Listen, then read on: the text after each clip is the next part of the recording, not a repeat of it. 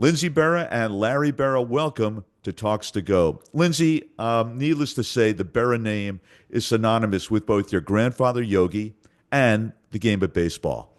While you were growing up, what role did baseball play in your relationship with your dad? My goodness. I mean, I don't ever remember baseball not being a part of our, like, I don't know if you would say daily life, but a big part of our life in general. Grandpa was away when I was a kid. Grandpa was away most of the year coaching and managing. Grandpa was around in the winter time, in the off season, and he would come and, come to our winter sports stuff.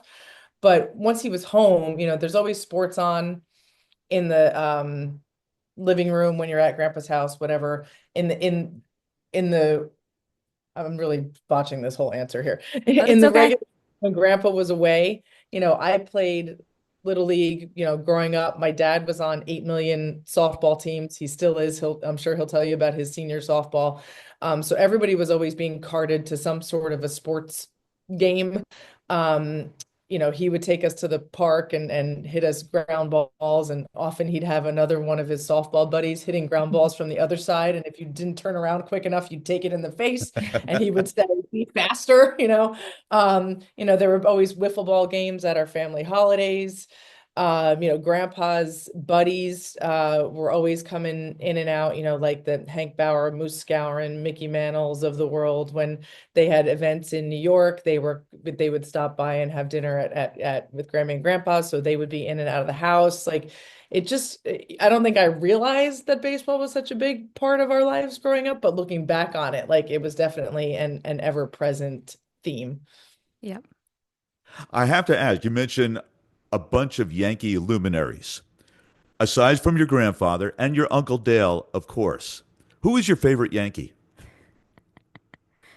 My favorite Yankee, Dave Winfield. I used to love Dave Winfield. I thought he was so, when I was little. So Grandpa got fired by the Yankees in at the beginning of the 1985 season. So my last summer that I remember as a kid was 84. I was 6.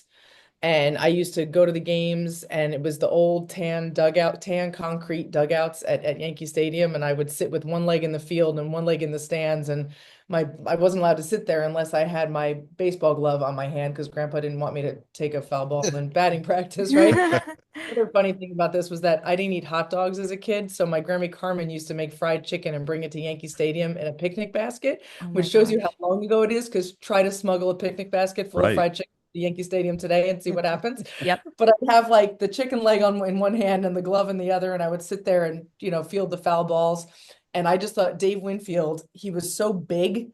And he had the sunglasses that flipped up. You could put them up and down when the sun was in your eyes, and you could flip them down and try to Yeah. catch the ball. I just thought he was the coolest thing ever. And every time I see Dave Winfield, I just, run up and give him a big hug. So I think he was definitely one of my favorites. I know my dad had, when I was growing up, Grandpa was just coaching. My dad grew up with Grandpa playing, so I'm sure he has Yeah, many Larry, more. who was your favorite? That's very hard to because when I grew up, the Yankees as a team were like my whole family. Hmm. I didn't really have I called them all my uncles. Hmm. Phil Rizzuto was my godfather. Eddie Lopat was my brother Tim's godfather. So we were very close knit. Sounds like your My brothers. favorite players were when I was growing up, believe it or not, was Ted Williams and Harmon Killebrew. Wow. Whenever I saw people would say, "Do you know Mickey Mantle? Do you met Joe DiMaggio?" And I said, "Yeah." But they call me Larry. I called Joe DiMaggio, Mr. DiMaggio, when at an old timers game, and he got mad at me. And I said, "What?" Because my name is Joe to you. I've known you since the day you were born. Wow. Hmm.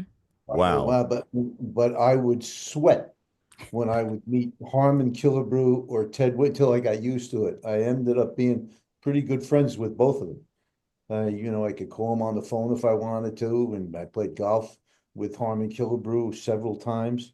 And Ted was just tremendous to me. Everybody said he was like, a little ornery, but to me, he was great.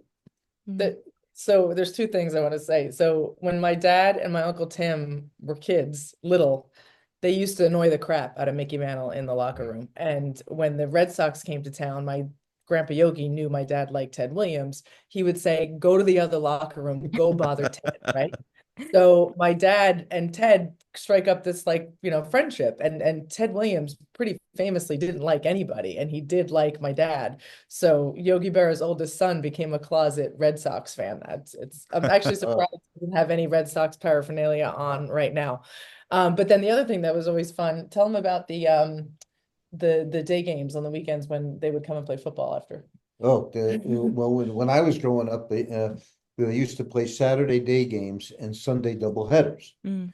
And after the Saturday games in the summertime, when most of the players and their families were around, we at somebody's house there would always be a barbecue or something like that. So you could come by if you were in Montclair or Tenafly, New Jersey, where we lived. You could come by and you might catch Mickey Mantle throwing a football to us on Wow. the field. Roger Maris and Phil Rizzuto or Gil McDougall. You'd see you could have the whole infield on the front lawn. You my never God. know. Wow, we could have done like a little drive-by. Yeah, For sure. that would have been They had great. a pool, didn't they put in a pool for one of the days? Did they get the pool for Yogi Berra Day? In 1959, they gave him a Buster Crab pool, and they Wow. were supposed to put it in the shape of home plate, but Oh the my way gosh. the land was configured, the back was configured, they couldn't do it, so they actually canted it. So It was you'd all, see Grandpa out yeah, skimming the pool with his giant calves and yes, his yeah. farmer Very- stand. It was actually, we were not picture takers. We didn't take movies or anything. It Mm. was a shame because some of the scenes you could have seen my father, doing his own pool and backwashing the water and everything. He'd flood the backyard. My mother would go crazy. In the spirit of full disclosure, I will say when I was a kid, and Larry, I think you and I are about the same age. So I went to my first Yankees game, grew up in Bergen County in Fairlawn. I went to my first Yankees game in 1957 against the Red Sox. Against the Red Sox. I think your dad, Larry, was playing left field in that game. Obviously saw Ted Williams. I wore my pinstripe Yankees uniform with my number 7 on the back. Right. And then a couple of years later, neighbors of ours across the street, a friend of mine, his father had been a big New York Giants fan and remained a Giants fan when they moved out to San Francisco. We went and saw the Giants play the Phillies down in Old Connie Mack Stadium in Philadelphia. Right. And it was either from that day forward or in '62 when the Giants played the Dodgers in their 3-game playoff. I fell in love with Willie Mays, and from that time forward, I've always been a Giants fan. But the young lady to my left, to your right, is the huge Yankees fan Yeah. in our family. So we're a split Yeah, household. yeah. Oh boy. It's And funny they- though, you probably rooted for Willie Mays. You liked Willie Well, Mays too. Well, when my father got fired from the Yankees in 1964 as the manager after the season, Right. he went to the Mets, and we didn't know how we were going to like it. Naturally, it's a new place. But in '65, I went down to spring training. Casey was still the manager, and Casey loved us. If you were a kid, you were great because him and his wife couldn't have kids, so he just swamped kids, especially his wife, around the pool at spring training, everything. And I remember the first time Craig Spahn, Warren Spahn's son, they signed Warren Spahn for that year too, '65. And myself, we bat boyed in spring training, and the Mets actually pitched a no-hitter in one of the spring training games. And they asked Casey about what his pitches. He goes, they didn't do anything. He says, I had my 2 bat boys, Spahn and Berra. That was pretty cool. But Willie became- during the season, I had never seen Willie Mays play. Just I heard of, but I saw him play one series. Saw him play 2 games in '65 in the beginning of the season, and I tried not to miss one Giant game after that, because I thought I was shocked at how good this player was. He's probably the best, in my opinion, the best player I ever saw play the game overall. Wow. You're not going to get a disagreement from me. In fact, as I like to say, with the exception of my honeymoon, the best week of my life is when I went to the Giants fantasy camp in 1987. And as I tell people, I've got my uniform hanging up in my closet with my number 24 on it, not number 7.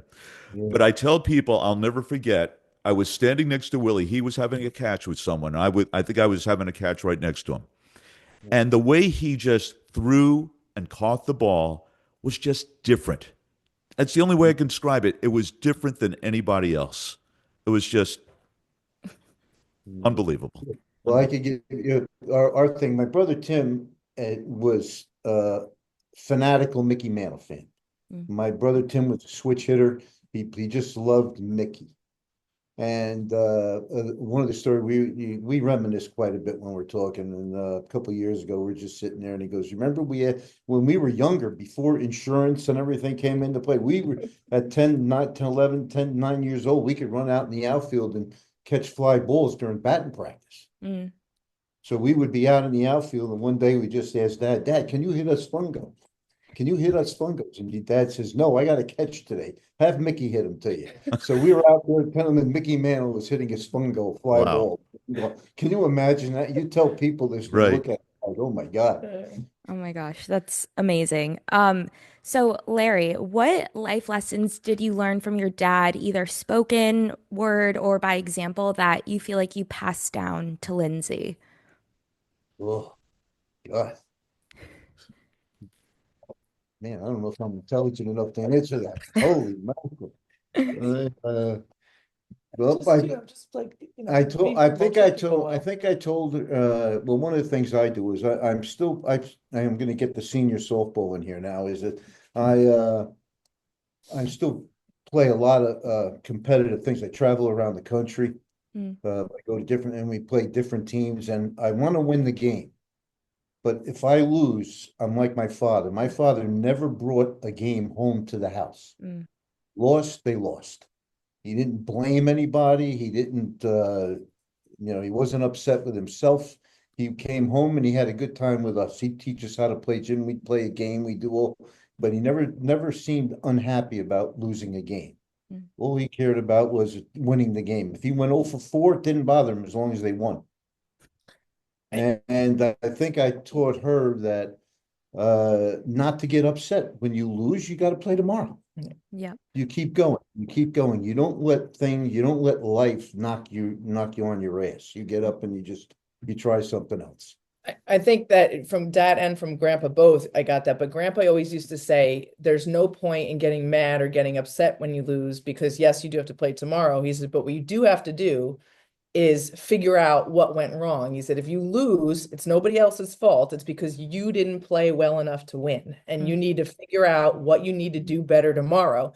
And if you're still mad about yesterday, you're not going to play better tomorrow. So he definitely taught us to like kind of look at the game objectively and see what you could improve on for the next day, and not get, not to get upset about things.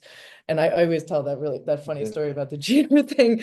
Somebody stopped grandpa. I mean, I was probably in my 20s at this point, and I was just a Yankee fan who wanted to talk to grandpa in a restaurant, and he was like, I was so upset we lost those 2 games last week and I had to take a day off of work. I just was so upset. And grandpa just looked at him and said, you think Derek Jeter gets mad when you don't do good at your job?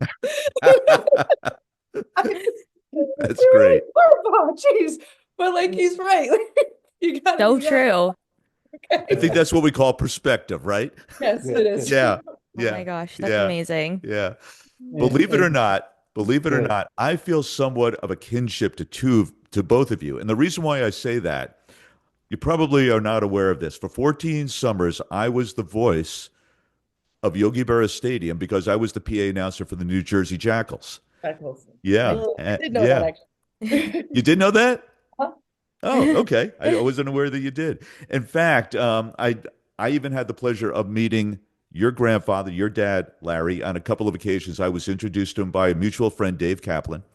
But Jill literally grew up at Yogi Berra Stadium. From the time my wife would bring her up in her car seat, then what seemed like just a few years later, she was singing the national anthem there. So the stadium, the Jackals were certainly a bonding experience for the two of us. So, Lindsay, if you had to name the quintessential moment or experience that bonded you with your dad, what would that be? It's funny. I don't know that I don't know that would I pick a baseball thing? Doesn't have to be baseball. Yeah. Yeah. My dad has like some weird, he's obsessed with trains. And we were kids. When we were kids, he used to put me and my brother in the car, and then later on, I have a bunch of half siblings who are a little younger, but he'd load all the kids into the car, and we would go chase freight trains all over creation. I mean, like literally, we would drive like 3 hours to see some engine that some railroad company was using that he wanted to take a picture of. Wow. So we spent lots of time in the car, singing what were those songs we used to I used to ran do a through the lot of, briars and they ran through the all the brambles Johnny and they Horton ran through the classics. bushes where the rabbits couldn't go. We were singing songs about the War of 1812. I think that's what I remember. I'm a little kid. Let's put it that way. Yeah. That's great. It's a little kid, and I don't find that weird at all. My dad was a big transportation buff. In fact, during the war, World War II, he won awards for aircraft recognition. So his love for aircraft never died. In fact, I tell the story often, and this goes way back when. This would not happen now, but there was a time back in I think it was the early '60s at Newark Airport. One day they shut down the airport. They pulled all these different types of planes, Electras, Constellations, onto the tarmac, and they invited the public to come out to the airport so you could go onto each one of these planes and see what they were actually like. And we did that. Yeah. We It was really one year cool. for Christmas, my brother and I got got my dad a flight in did you get the B-24 or the B-52? B-17. B-17, one of the Bs. Yeah. There's a company that flies these old restored planes around the country, Right. and he got to go up in the B-17. That must have been very cool. It Very was cool. amazing. I went with my son Larry on it, and we had a blast. I Yeah. can imagine. Well, Yeah. maybe we'll have to But like look your into father, like with the Jill, airplanes. I'll send you an email about it. it. Perfect. Good birthday, Father's mother- Day Yeah. gift. When I was a kid, my mother used to pick up the mail or packages at the old train station in Wycliffe Lake, and she would always go down at like 5 so I could see the steam engines, the last era of the steam engines bringing the passenger trains up to drop the people off. Mm, I always loved that one. Like, when are we going? We going down to some trains today? Yep. that's I awesome. took him, we went on our way up to Cooperstown this summer, and they have this thing up in the Catskills, those rail rider things where they turn it in the cars into bikes and you ride them Yeah. on train beds. We went and did that too. Oh my gosh, that's so cool. I've been wanting to do that. How was that experience? Can you tell a It's little more actually about it? really fun. I mean, Yeah. and if you kind of embrace the ridiculousness of it, it's great. Like well, first of all, I did all the pedaling. He didn't pedal at all. But like, you cross over roads where there's actual train crossings and the things go down and go ding, ding, ding, ding, and there's Mhm. a long line of people just pedaling across the road and you're all going, it's totally silly, but it's really fun. It's cute. Yeah, I love that. Larry, would you say there's a different bonding moment that you can think of between you and Lindsay, or would you agree with her that, those moments chasing the trains was something special in your Everything we did, unfortunately, I probably bonded closer to them. I got divorced from their mother. They were very young. Mm. And but I picked them up and I did everything with them.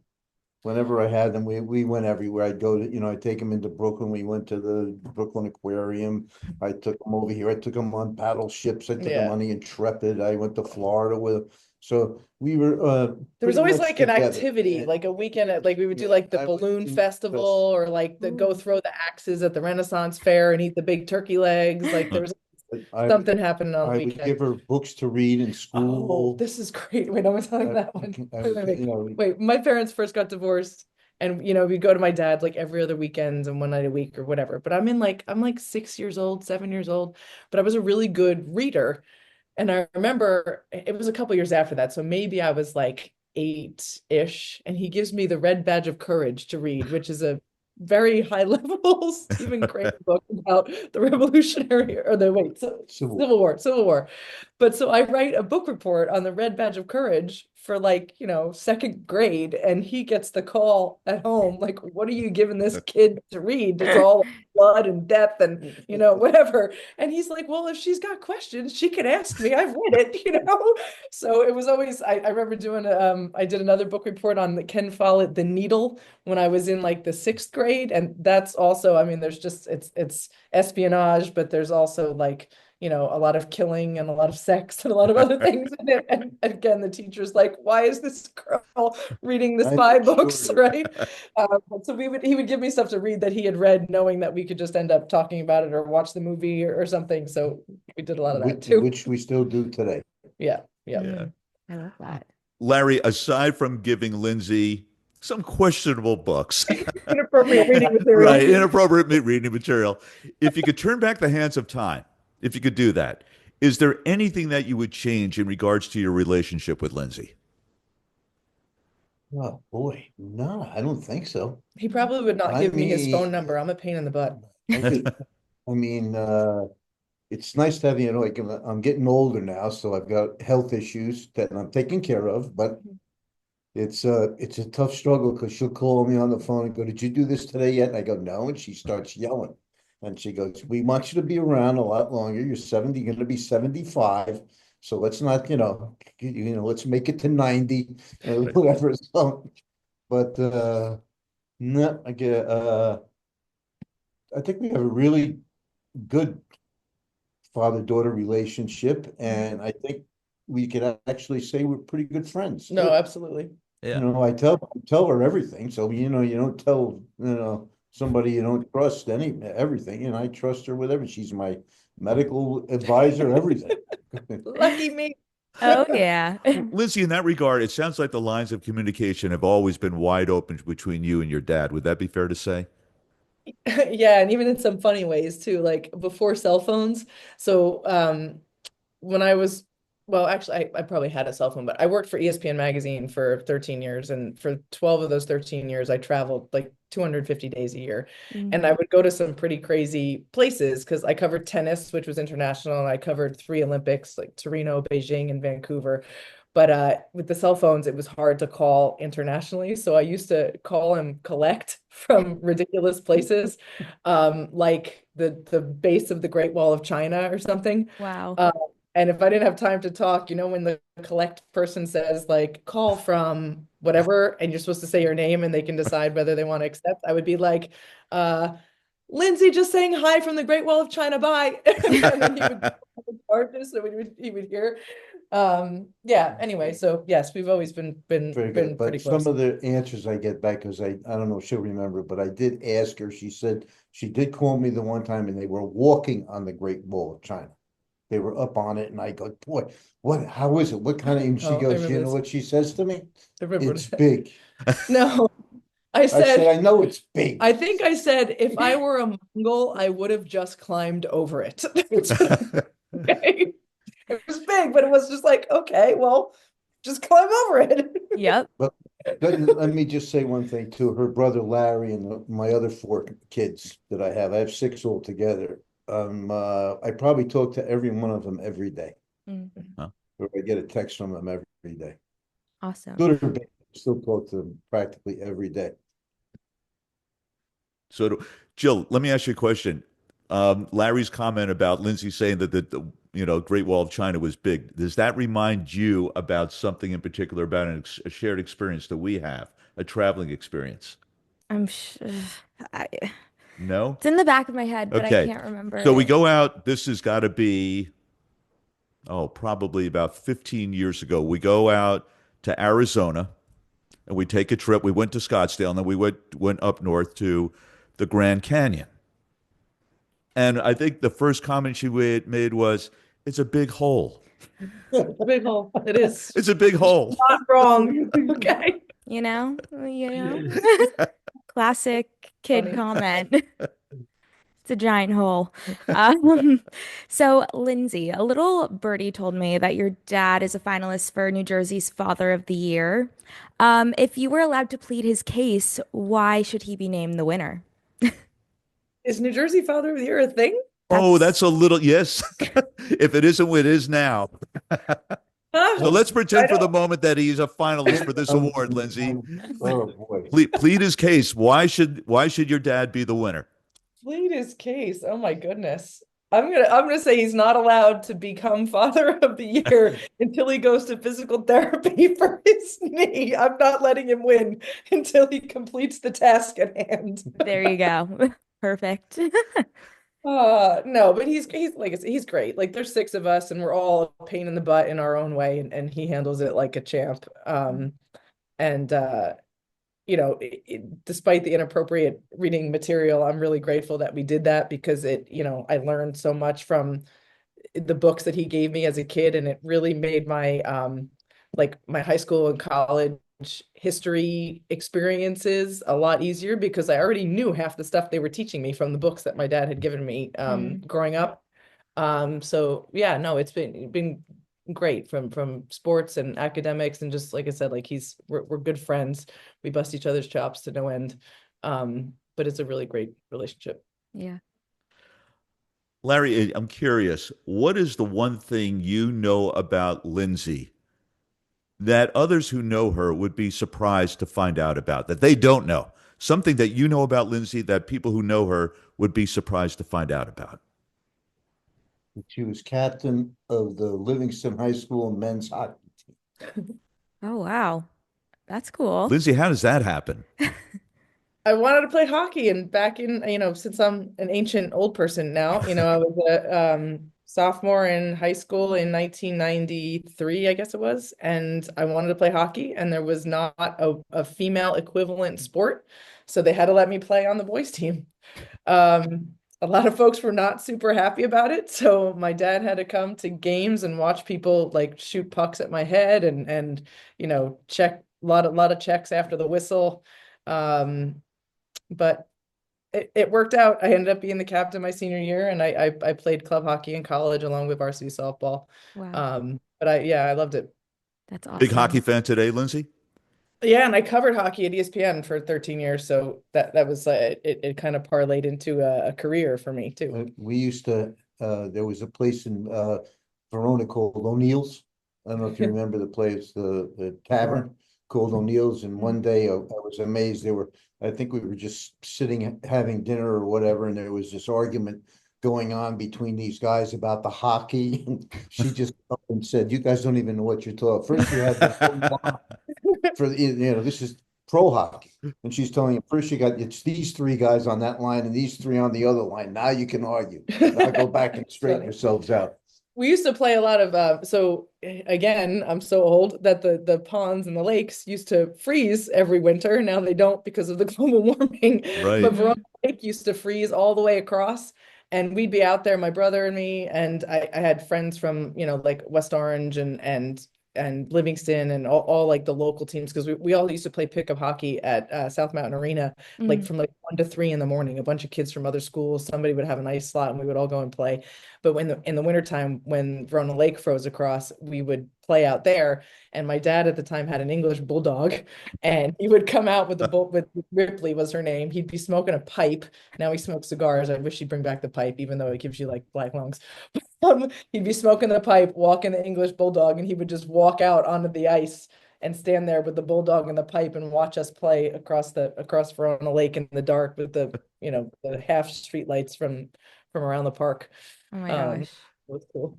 Yeah. That reminds me, one of the, no pun intended, one of the cooler experiences I've ever had as a PA announcer.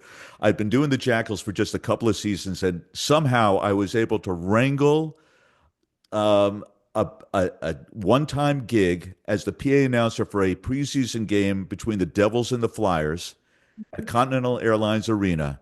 And to see the game that close up against the glass was an unbelievable experience. I never had an appreciation for the skill level that these guys have. It's just amazing. Just amazing. So my grandpa Yogi, so he grew up on the hill in St. Louis, and his father worked in the Laclede Christie Clay Works. It was a brickyard basically. And he used to tell people that his father built St. Louis Arena, which was down the hill from the hill. It was where the St. Louis Flyers played. Right. And Grandpa used to skate with the Flyers in the off seasons until some random guy in St. Louis sent a newspaper clipping. It was with a picture of Grandpa skating to George Weiss, who was the then general manager of the Yankees, and George sent Grandpa a telegram that said, "Get your effing ass off those effing skates," because he didn't want his catcher to get hurt. But Grandpa was a hockey fan all growing up, and he and my grandmother, one of their first dates was to a hockey game. Oh my But he gosh. was friends with John McMullen, Montclair icon, who brought the New Jersey Devils to New Jersey from Colorado. Yep. So that happened when I was 5, and he started taking me to hockey games when I was this little 5-year-old girl. And my mom, when my parents first got divorced, my mom, instead of getting a babysitter, this also shows you how old I am, she used to drop my brother and me at South Mountain Arena for the public sessions from like 2 to 4 in the afternoon and go food shopping and then come back and get us because she knew the state guards would watch us. So at the same time, Grandpa's taking me to hockey games, my mom's dropping me at the rink, and I didn't want figure skates. I wanted hockey skates. So that was kind of how I got into hockey, was all because of Grandpa Yogi and his love for the game. Wow.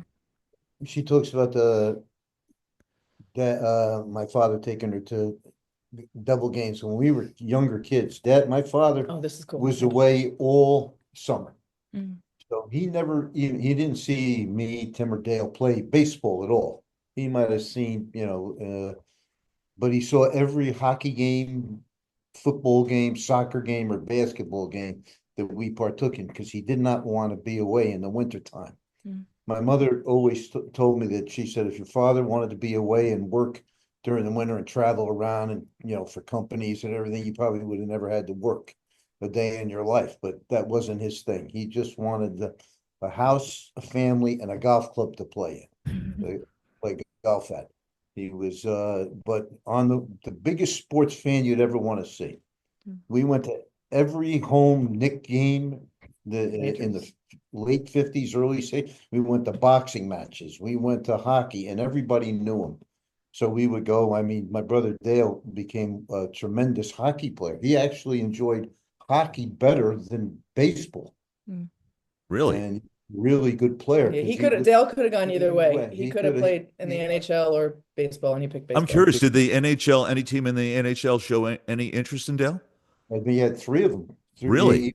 Yeah, they I think it was the Canadians brought him up to Canada for a summer thing to look at him, but he just loved the game. He was a 4-year All-Stater in New Jersey, which was a big thing back in the 60s when Dale was or 70s when Dale was in high school. And they used to, when certain teams around here, the big rivals, they had a dummy of Dale with Dale's number on it, and they would set it on fire in front of the rink.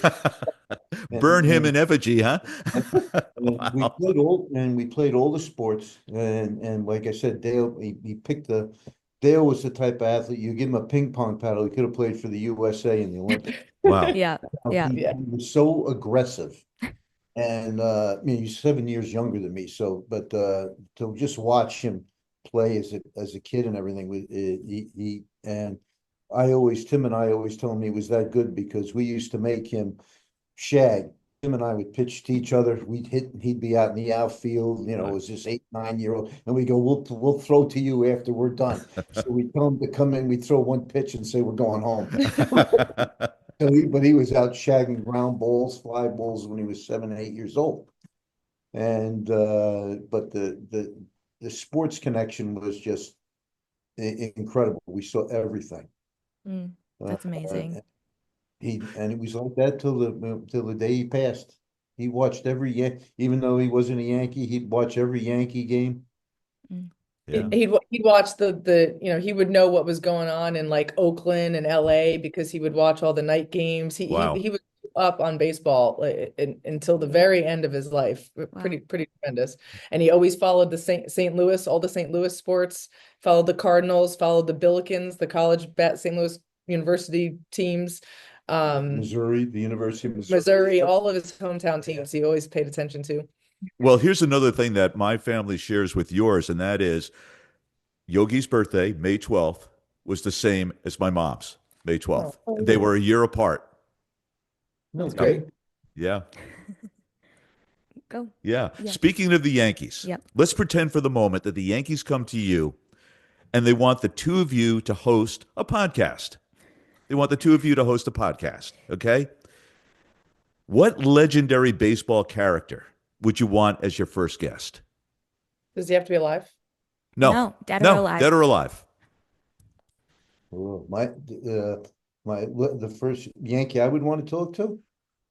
Let's see. If I would probably want to talk to Babe Ruth. Ooh, That would be good one. amazing. Yeah. I consider they can do, the writers today, in the old days, everything could say whatever they want. The Babe Ruth is by himself. There should be nobody even put on the same plane with him. Put down, and then you can work your way down if you want. You want to put Otani and Trout or whatever together with Judge or whatever, but Ruth still stays on the top. I will not turn down Babe Ruth on my podcast. Okay. But I was I don't even know if I was a year old yet. I think it was summer of 78 that Thurman died, right? Yes. So I was only like 10 months old when Thurman Munson passed away. Mm. And it's Oh, 79, I'm sorry. 79. All right, Yeah, so a year and change, whatever. I was very little when Thurman Munson passed away. And I have this memory when I was a kid of being like on the floor playing with some stuff and my mom answering the phone and bursting into tears. And the only thing my mom can think of that would have been the call that Thurman Munson had died. So I think not only was Thurman Munson a great player, my grandfather had very great affection for him, but people loved Thurman. Like people loved my grandpa Yogi. There's a lot of people who felt that way about Thurman, like beyond him as a baseball player, him as a human, where he was able to kind of elicit that reaction. So many people were so upset when that happened, and my mother bursting into tears. So I never got the chance to meet Thurman, so I think I'd want him on the podcast too. Two great ones, the Thurman Babe could talk to and Babe Thurman. Ruth too. They could chat. Maybe we can have him Yeah, on. for sure. Yeah. For Could have sure. a foursome together. Yeah. What would you say is your greatest hope for one another? So, Larry, you go first. What is your greatest hope for Lindsay? Boy, you're asking some toughies. Wow. I hope, I love the way she is right now. I don't know if I would change her in any way. She's a little stubborn. I But wonder where I get that from. might try and get her to loosen up a little bit because and I know I get people upset with me sometimes because I don't let anything bother me. I try to make light of everything. I think, and I try not to get emotional when I talk about my father or if something is with my family, but anything else, I just let it go. I did because my father. I always said that my father, the way he was, if he was president of the United States, there'd probably never be a war. That's how he thought of things. He just couldn't understand why people can't just accept people for what they are. And Totally. so I don't know if Lindsay's been terrific. I just maybe loosen her up a little bit more. He wants me to loosen up because, like you said before, I get mad at him when he doesn't, jump on things to take care of his health or, like the logistics of life. And, that goes to my hope for him. He's got 3 grandkids now. Jackson is 10 and Caden oh wait, oh my God, she's 13, he's 12. He's 12. He's gonna be 13. This is losing my mind. And then Caden and Mila, one has just turned 4 and one will be 4 in March. And I want him to be around long enough to see them grow up. That's why I bust his chops about taking care of stuff and crossing the T's and dotting the I's, because I want him to be around to go to their games and watch them play in high school and do all the things that we did when we were kids. And I want him to be healthy enough to enjoy it. So yeah. Totally understandable. Two great hopes. Yeah. Well, we've now come to a segment of the podcast we call Rapid Fire Roundup. And here's the way it works. We're going to give you very short questions or choices, very spontaneous, unfiltered answers. Give it to us without thinking. And Jill's got the first question for you, Lindsay. All right, Lindsay, a hot dog at Rutt's Hut or a pizza from Star Tavern? Yeah, I can't eat gluten, so I can't have either one, but I would always pick the Star Tavern pizza. Alrighty. Amazing. Larry, your favorite vacation destination? The Civil War battlefield. Okay. Alrighty. Lindsay, your favorite all-time University of North Carolina basketball player? Michael Jordan. Mm. Okay. Larry, one talent you'd like to have that you don't already have? A basketball player. Mm.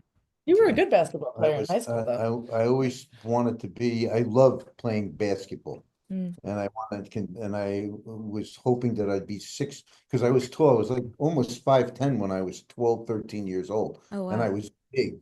And I thought I was going to be like this 6'4", 240-pound forward. That was it. And the problem was I ended up being 5'10", but I made the 240 pounds. It didn't work out, but I would have loved to have been a tremendous basketball player. Mm.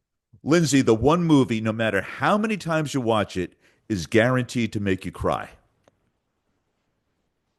Guaranteed to make me cry. I was gonna say laugh. I thought you were gonna say laugh, and I was like, my cousin Vinny. That's a good Shawshank one. Redemption. That's one of Wow. his go-tos. Yeah. Um, Larry, would you rather be the home plate umpire for Game 7 of a World Series or the referee at a Super Bowl game?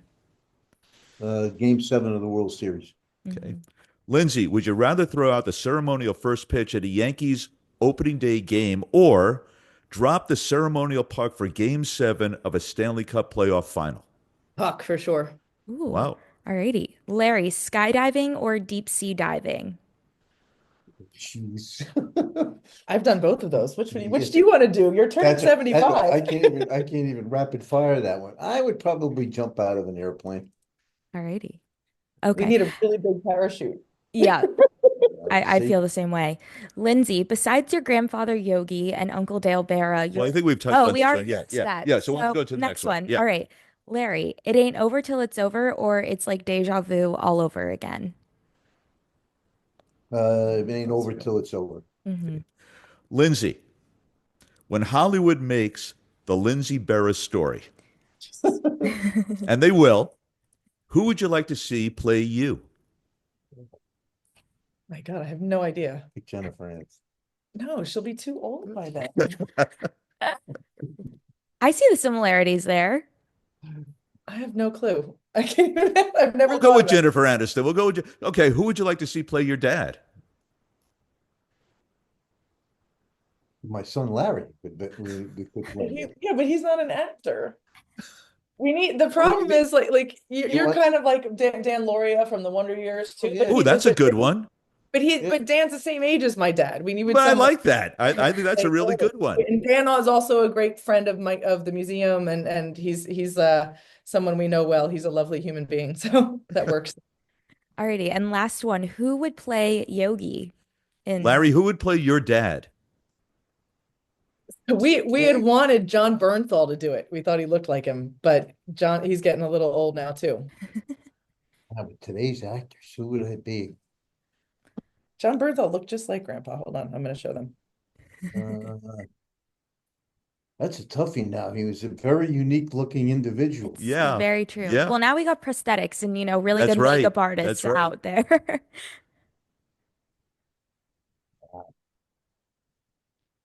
I feel like John Bernthal could have done Grandpa at some point. Yeah. Oh Yeah, yeah. I see it. Yeah. I see it. There you Oh go. yeah, Totally. Yeah, definitely. for Could have sure. been young Yeah. Grandpa. Yeah, for Oh. sure. For Yeah. sure. Yeah. He was, Yeah. he was supposedly caught in college. Yeah, he was a baseball college. player in Oh, college. Yeah, okay. Well, there you but he's go. 48 now, so he's getting any time if you make a Yogi Berra drama, you're gonna want someone who's around 30, probably 20, 27. Now, before Play. we get to our penultimate segment, I got to ask you guys a question. I think I'm right about this answer, but I want the two of you to confirm it. Larry, you're proudly wearing your Yogi 8 sweatshirt, right? Right. And everybody knows that your dad wore number 8. However, I believe that before he wore number 8, he wore another number.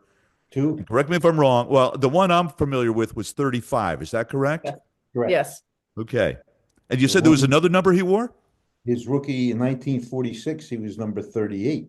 Mm. And which Johnny Blanchard War years Yeah. later, right? Right. Yeah. Yeah. My Yeah. dad was a big Johnny Blanchard fan.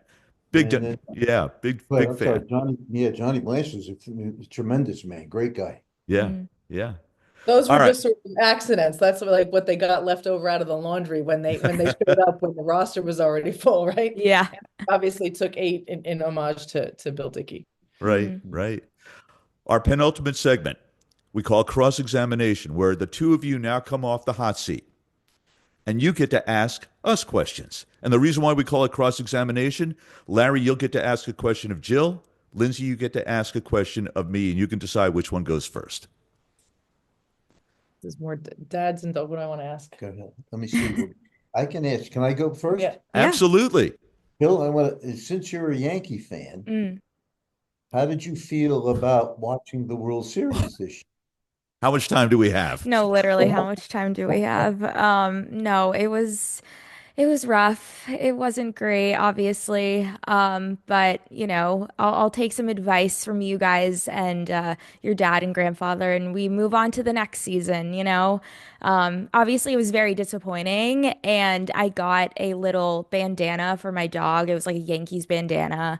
And I went to bed that night, and then I woke up the next morning and I saw that they had lost, and I ripped the bandana off his collar. I was like, I need some time. I need a little bit of time.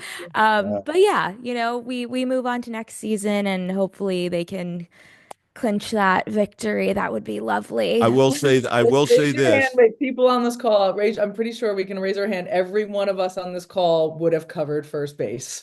Yes, for sure. Yes, Yeah. that's what you learn when you're, in toddler Yep. baseball, Yeah, softball. I will say this during the infamous fifth inning, and that it will always be known now as the fifth inning. That's when she headed upstairs and said, "I can't take it I can't anymore." watch. I couldn't Yeah. watch it anymore. I was like, I need to go to bed. Yeah. And the ironic thing is that my father always, in the 50 or the 60 World Series when they lost to the Pirates in the last game, Mazeroski, yeah. Jim Coates forgot to cover first base. The next guy up hit the 3-run home. Yeah. The game would have been over, and they could have won. They should have won that World Series, but Jim Coates forgot to cover first base. Well, there's that classic shot of Yogi watching the ball sail over the left field wall in Forbes Field, right?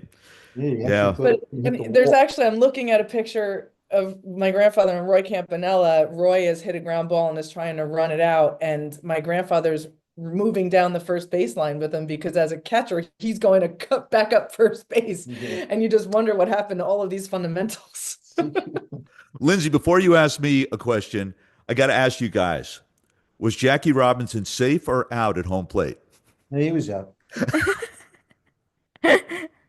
Oh God, I like to take the high road on this question and say Okay. it doesn't matter if Jackie was safe or out. What matters is that Jackie Robinson was in Major League Baseball. That's right. In the spotlight where the rest of the country could see that it was the right thing and the right place for him to be. That's Couldn't what I agree would with say. you more. Couldn't agree Period. more. Yeah. Yeah. Okay, Lindsay, have at it. Let's see. I mean, you asked all of us, what is your guys' favorite thing to do together? Ooh. Well, I will say that sports has definitely been the bonding glue for us. Yeah. As I said, Jill came up to Yogi Berra Stadium from the time she was in a car seat, and if I was still there, she'd still be coming up. Had birthday parties there. Yeah. Oh, and I would think, well, this for sure, doing the podcast. And it's hard for us to believe that January 4th, which is a little bit more than a month from now, we'll be celebrating our second anniversary. That's so Yeah. cool. Yeah, if you had asked us 2 years ago if we'd still be doing this 2 years later, my answer would have been, I'm not sure. I Same. really not. So, yeah, I mean, your episode will probably somewhere be around number 80 when it drops. Oh. Yeah, so I'll let something out of the bag. And if you have any connections to this person, we're all in. We've been trying to think, who do we want for the 100th episode, right? So we're shooting for the stars. I will say this, just before we started recording this podcast, I sent an email, can I say it? Sure. Okay, to Taylor Swift's representation. Oh, that's Oh, funny. wow. So, Not, The not. only know, connection I as- have to Taylor Swift, and it's not a good, my cousin. So my mom's family, they all live down in South Jersey, and Taylor's family used to vacation in Sea Isle City and Avalon and whatnot, and my cousins all babysat for her. Oh my gosh. really? Wow. I That's mean, I can run it so up the cool. flagpole. We'll see. I don't know if Hey, they let's see still if talk it, to them. yeah, absolutely. Well, I actually think that they would have more of a connection to her parents than to her, so it's Yeah. not outside the realm of that, possibility. ooh, Lindsay, if I could hug you right now, I would. I'm giving you a virtual hug. And I said to him, that's never happening. She isn't, if she's not going to do an interview on Kylie's You podcast. know, my mother, though, God bless my mom, like I said, shared your grandfather's birthday.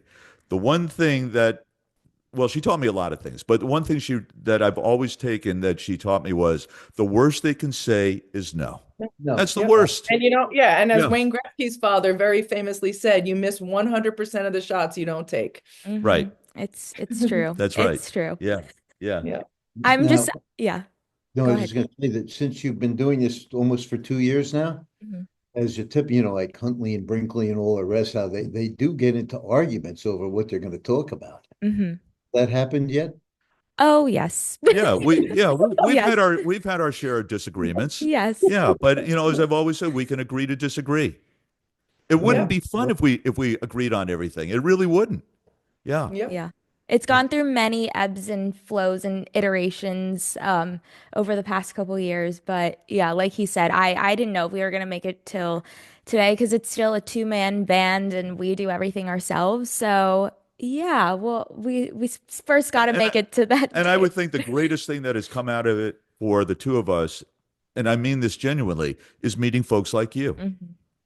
It Cool. really, has Yeah. enriched our lives. To think about the people we've had as guests, it just continues to blow me away. Yep. You guys will have to come up to the museum with us one day. Oh, we'd love to. Yeah. We'd love Yep. to. Yep. Yeah. I was going to say, I'm in Cedar Grove all the time. I have to look for you in the supermarket now and everywhere. I'll tell you, we're in the new Hilltop develop or relatively now Yeah. new Hilltop development. Yeah. Yeah. Yeah. I Find have us some friends there. who live out there. On Grove Street? Off of Grove. Yeah, off off of of Grove Grove. Avenue. Yeah. Yeah. Yeah. Yeah. Oh, wow. The one Yeah, 'cause opposite the play at the park. The playground. yeah, I'm on the hilltop. I'm in the Hilltop Highlands at Hilltop by off of White Rock Road, so I can walk right. I can go through down the hill and walk right to you. There you are. We're There we go, here. Larry. We'd love to. During, We're right Love here. during to. COVID, I was going up there all the time to use the pull-up bars. Oh, Yep. okay. Yep. Yeah. Yep. I have a random question. Did that phone work?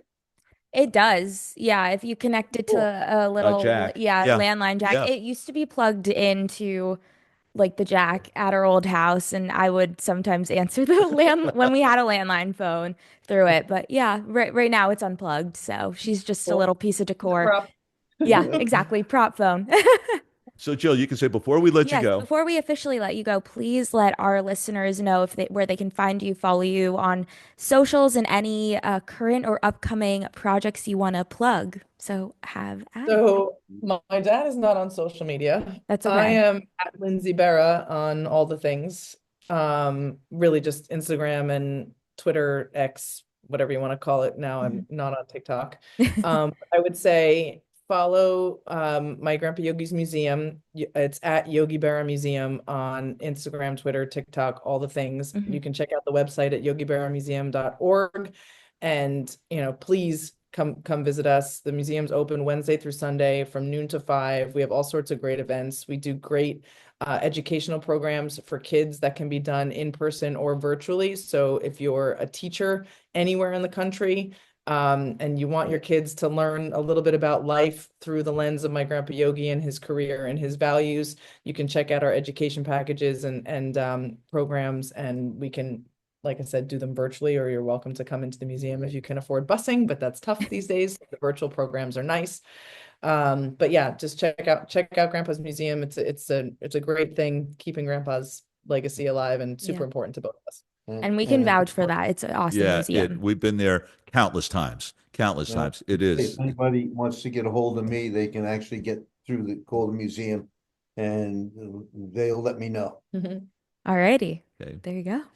Well, Lindsay Berra and Larry Berra, thank you for an enlightened And I got to say, this relationship ain't over.